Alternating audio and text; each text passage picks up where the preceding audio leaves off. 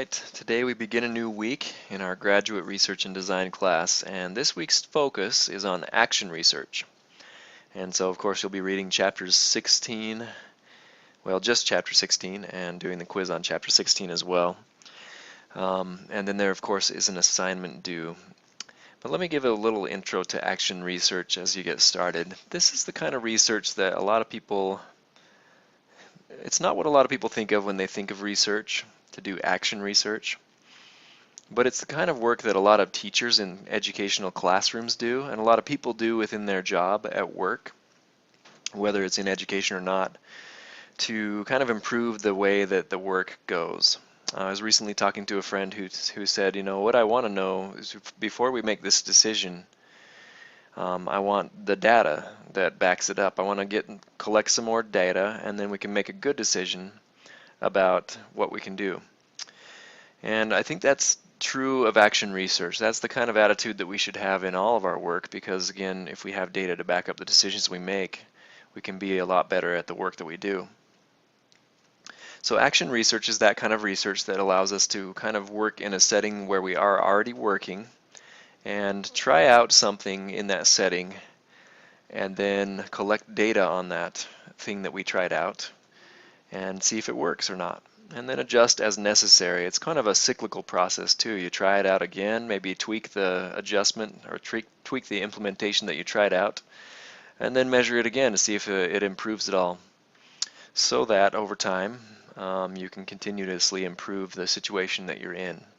Now obviously this works very well in educational settings, right? You have a group of students, you try out a new approach with those students, you collect the data about how that approach worked, and then find out if it worked well or not, and then make some adjustments based on what that data says, and try out something else and then collect data about that as well. So action research really is a good kind of where the rubber hits the road, or a good practical way of looking at research for a smaller yet significant situation. So it's smaller because it's only in your class, and it's really not usually meant to generalize very far.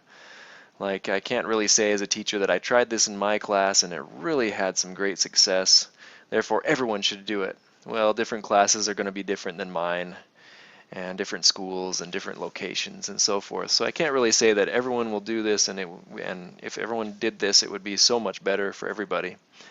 But I can recommend it just based on my experience in my own classroom and go from there. So that's the idea with action research anyways. It's really practical. It's meant to be applied just within a smaller situation.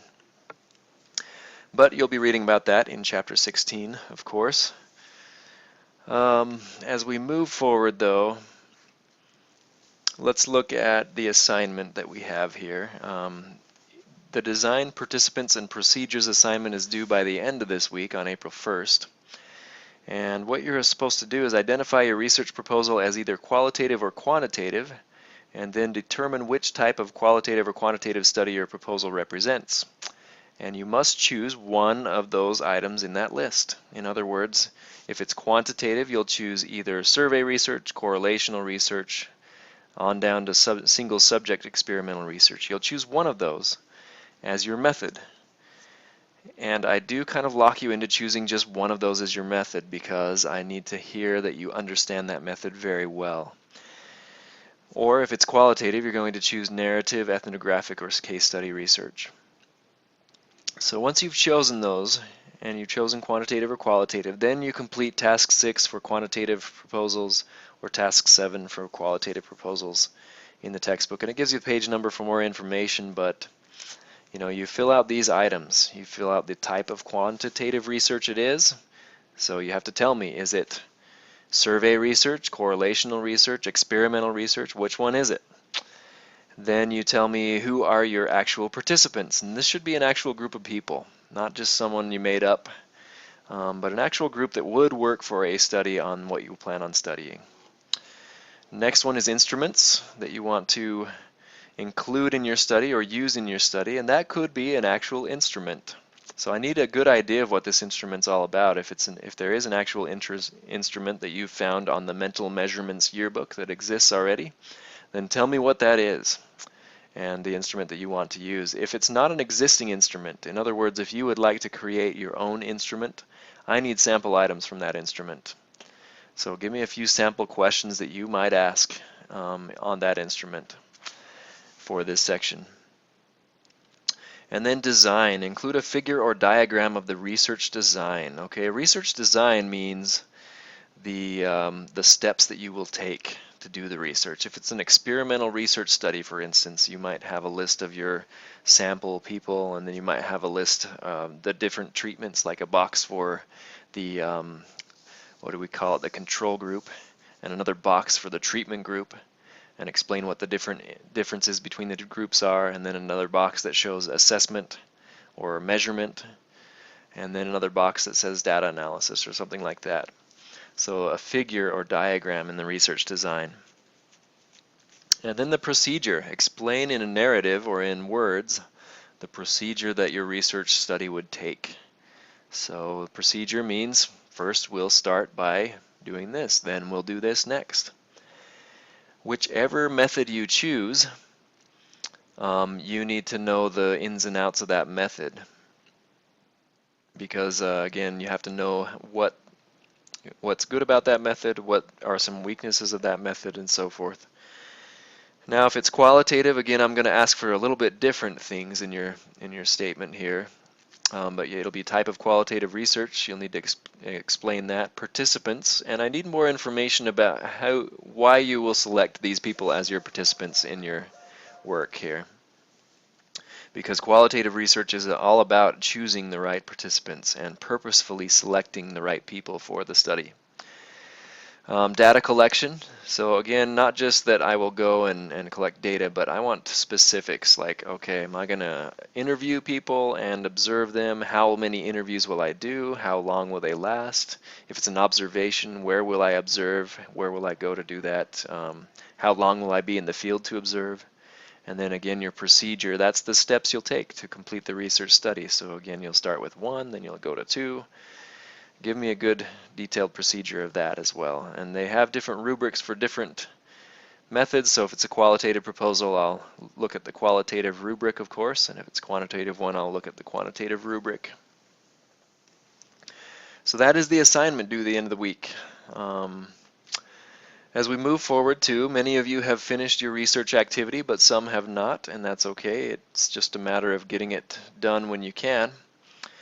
So carry on with that if you have not completed it yet, and I think that most of you have finished up, but some have not yet. As we think about the research study that's ongoing that you are a part of with this research activity, it's kind of interesting to talk about where we're at right now. Right now, I can pull up the survey on Google Drive. I use Google Forms to create the survey, and I've surveyed, of course, current NSU students, undergraduates who've been in the Mike Miller Elementary experience and those who have not.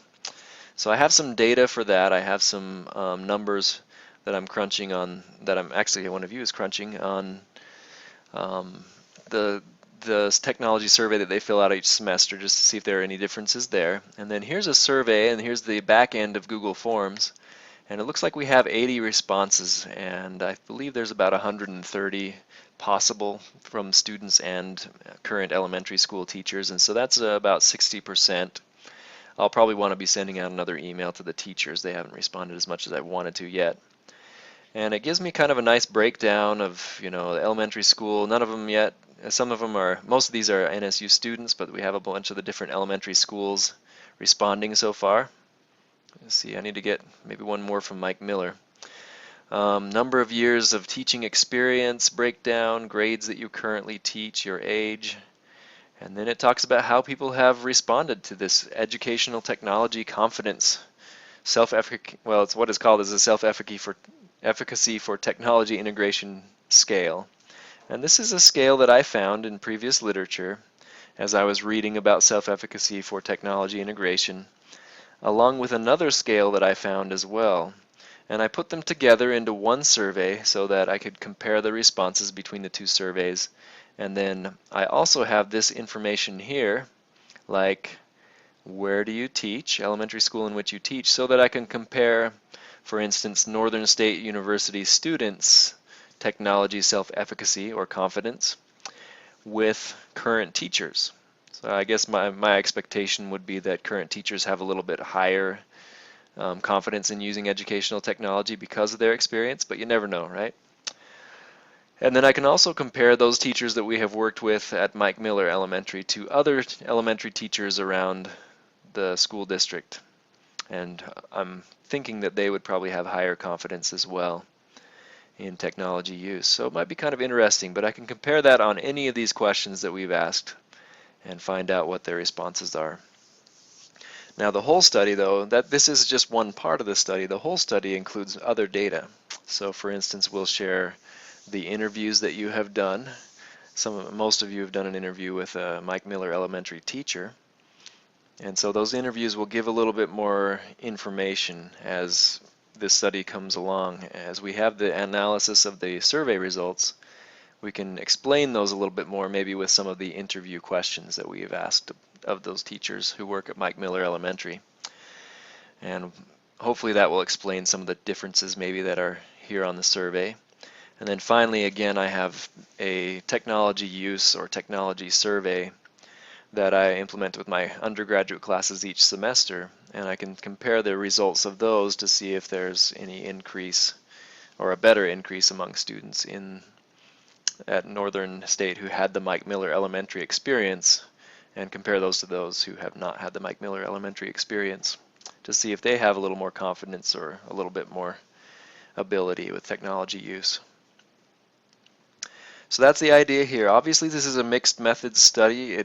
It's probably primarily quantitative, and then qualitative is more of a follow-up idea.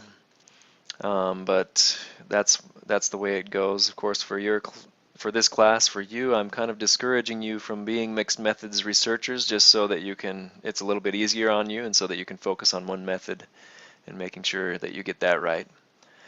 But it is possible if you want to do mixed methods to do that. But you just have to make sure you cover all your bases with regard to both the quantitative and the qualitative method that you choose for your study when you write your proposals and so forth as we continue on in the semester. So that's just an update about the research study so far.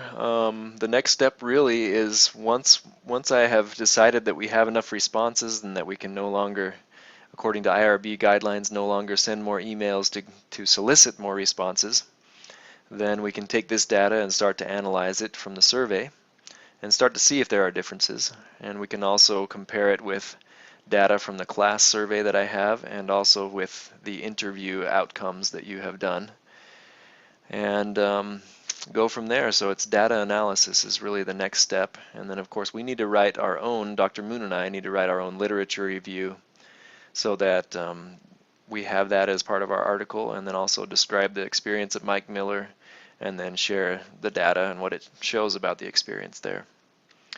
So those are the next steps. Hopefully that's informative to you as you think about research studies and how research is done. All right, well, have a great week and good luck.